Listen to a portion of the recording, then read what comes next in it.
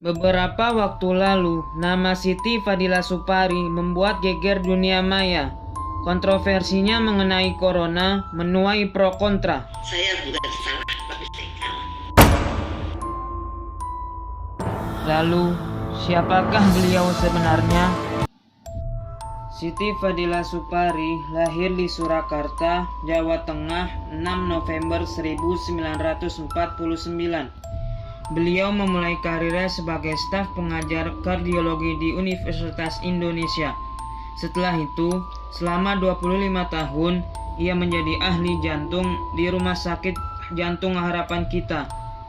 Kemunculan nama Fadilah ini pun menjadi perhatian pusat.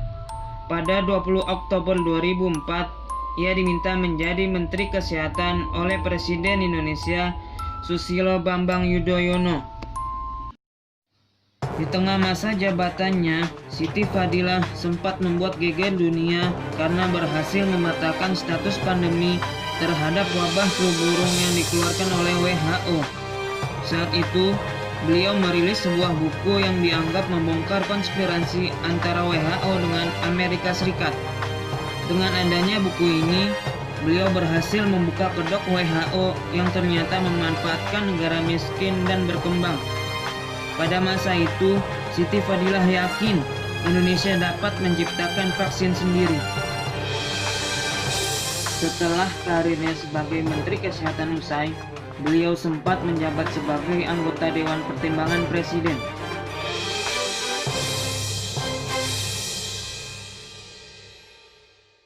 Tidak hanya itu, selama hidupnya, Siti Fadilah juga menoreh beragam penghargaan. Ditambah lagi, ratusan karya ilmiah ciptaannya juga diterbitkan dalam jurnal lokal, regional, maupun internasional.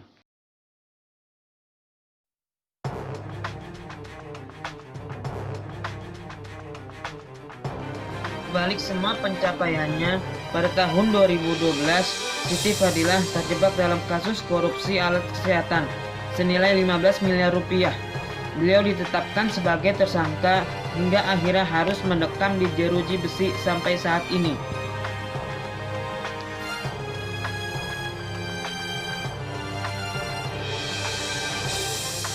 Ini, saat virus corona melanda, beliau kembali membuat geger Indonesia karena pernyataan kontroversialnya.